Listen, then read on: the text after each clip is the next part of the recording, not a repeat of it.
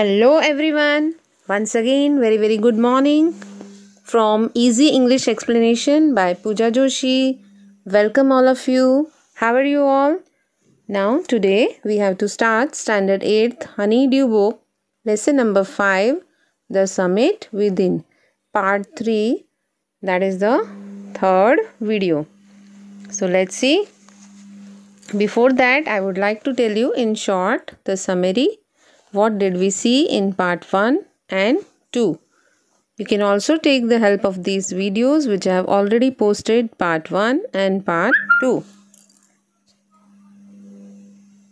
Now let's see. Before that, we had seen that Major Ahluwalia, HPS Ahluwalia, he was one of the members of the first successful expedition to Mount Everest. He was there along with the other team members in 1965. So here in this lesson, he shares his experiences and his narration, his incidents, whatever took place with him. He also tells us that there is lot more than sheer hard work. One should be mentally tough, physically strong, as well as he has to cross and undergo many obstacles and hurdles. It is not that only outside hurdles need to be accomplished or overcome, but the hurdles within our mind, inside our body, we have to also overcome those kinds of obstacles. So here the summit which we have to accomplish or we have to reach is not just the summit outside, but the summit within. That's why the lesson's name is The Summit Within. We have to overcome our limitations, anger, suffering, sorrows, pains, miseries, and then we have to live life. Not just as it is, but we have to live each and every minute of the life. So let's start with the third part. Third video. As usual, first let me read for you and then word meanings as well as line to line explanation will go on. And then there is the fact that Everest is not just a physical climb. The man who has been to the mountain top becomes conscious in a special manner of his own smallness in this large universe. This is not only that Everest is physical climb. Of course it is true. One has to be physically very strong. But the man who reaches any mountain top, he realizes that whatever he keeps attitude in his life, or he thinks that he is everything in the world, he is such a big personality. But in this large universe, in this gigantic universe, in this enormous universe, we are all very tiny, petty, minute creatures of the Almighty. So here we realize when we reach the top of the world, that is the mountain, we realize that we are very small in this big universe. We are only a part of it. The physical conquest of a mountain is only one part of the achievement. There is more to it than that. It is followed by a sense of fulfillment. There is the satisfaction of a deep urge to rise above one's surroundings. It is the eternal love for adventure in man. The experience is not merely physical. It is emotional. It is spiritual. Here, the meaning is that it is mountain's physical conquest. We reach there along with our body. That is only the physical capturing of that place. Physical conquest. It is much more to it. It is a sense of fulfillment. that we get, the satisfaction that we get, that we have accomplished our goal, we have reached our aim. This satisfaction of deep urge to rise above one's surroundings. Man's psychology is always to rise above its surroundings, to look big in front of all other places or persons. Man just wants to be at the top. So here it is the eternal love for adventure in man. Eternal, the love which lasts forever and ever, which has been going on from ages. Man always loves to undertake adventures. The routine, boring life always makes any man sad or depressed. The experience is not only physical, the experience also relates to our emotions. It also relates to spirituality, that is religion. Let's see the meanings of few words here. Meaning of urge, eternal. Let's see the meanings.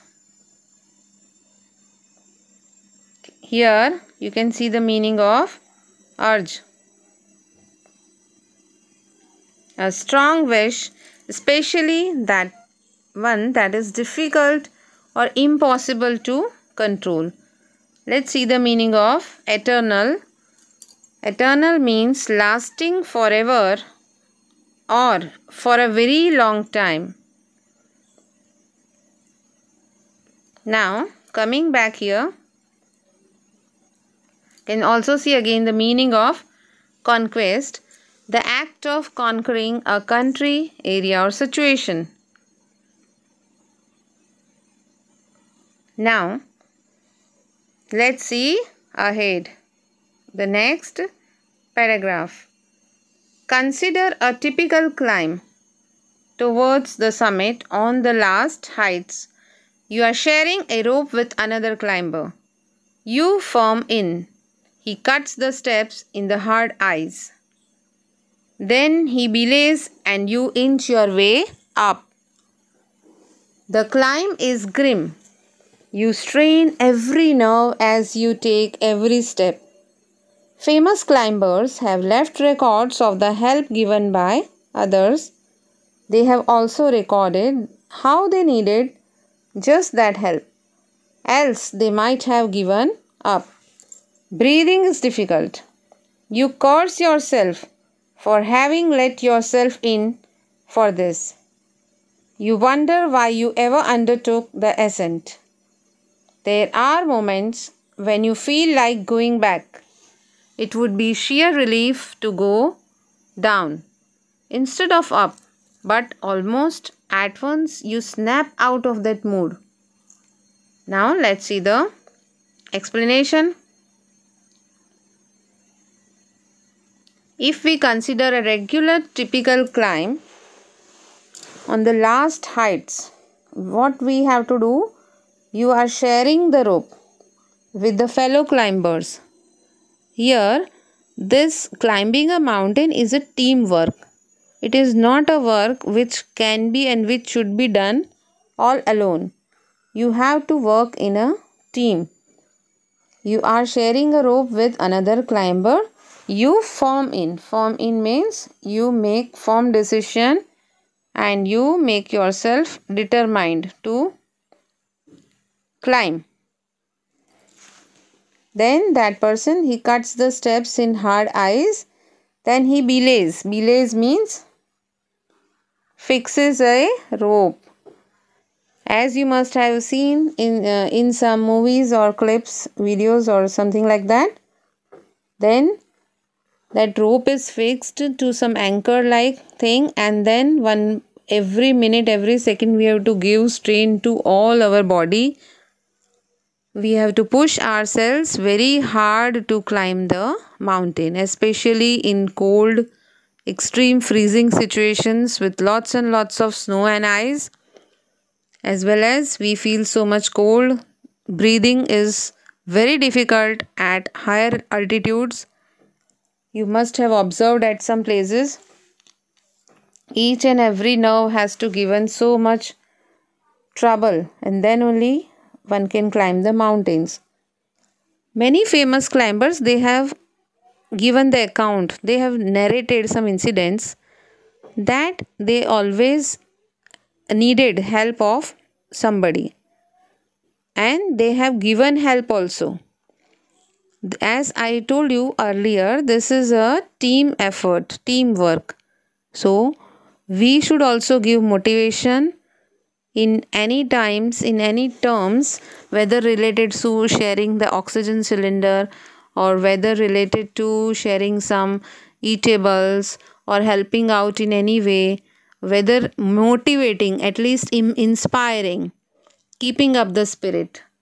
This is just a give and take formula. So we need help, and we should give help while climbing.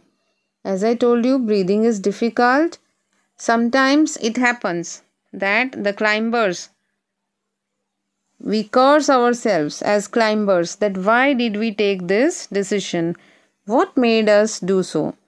Why did on the first place we undertook the ascent? Ascent means the climb.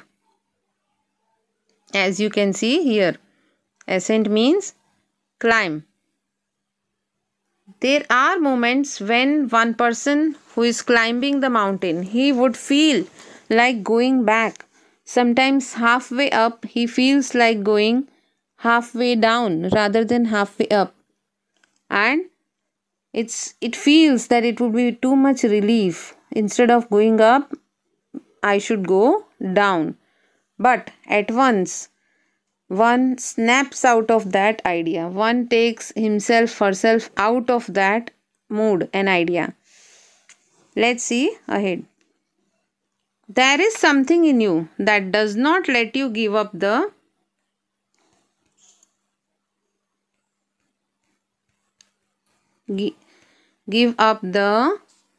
struggle, and you go on. Your companion keeps up with you. Just another 50 feet or 100 maybe. You ask yourself, is there no end? You look at your companion and he looks at you. You draw inspiration from each other. And then, without first being aware of it, you are at the summit. Now, something is there inside you which tells you that you should not leave this struggle in between. After all, you have worked so hard, you have taken so many efforts to reach this place. So now you should not look down or back. Our companion and ourselves, we inspire each other. He takes inspiration from us. We get motivated from him. That's why it is a team job. Sometimes we feel, is there no end to this climbing? How high and how hard it is. Is it? Then, without being aware that we have already reached the place, the companion, first of all, he tells us that it's only now 50 feet or maybe 100 feet, and then we will reach our goal. Then sometimes we don't even realize and we have already reached the summit, and then we are aware of it. Looking round from the summit, you tell yourself that it was worthwhile. Other silvery peaks appear through the clouds. If you are lucky, the sun may be on them. The surrounding peaks look like a jeweled necklace around the neck of your summit. Below, you see vast valleys sloping into the distance. It is an ennobling, enriching experience to just look down from the summit of a mountain. You bow down and make your obeisance to whichever god you worship. Looking round from the summit, when we have reached the peak, now it's high time that we give a wide panorama view of where we exactly stand. So looking from there, it looks quite valuable, worthy that we have taken so many efforts and now we have reached the result we have got of our efforts. So if you are lucky that time, you will have sun on you. Otherwise, there are silvery peaks which are appearing through the clouds. We can see other peaks which are lying ahead of us. But the peak which we have reached is the highest. We are standing on the top of the world, it seems. The other peaks, they look like a jeweled necklace in front of our peak. So our peak, our summit, it's the neck, and other peaks are like the jewels in necklace around our neck. Then below us we can see vast valleys, big valleys sloping into the distance. This experience is very ennobling, as the writer says, as well as enriching. Ennobling means making us noble, humble, and enriching. It's quite a treasure to our experiences. This experience enriches us, making us rich in terms of experiences, not in terms of money, students. To just look down from the summit of a mountain, then you bow down. Yes, whenever you do any good work, you are off for some auspicious work, we always pray to God. We bow down our head to God. Whichever God you may feel faith or you love the God, you just bow down to that God and you show your obeisance. Obeisance means your reverence, your bowing. You are telling the God that we are your obedient children. Let's see here the meaning of obeisance. Show your obedience or submission to God.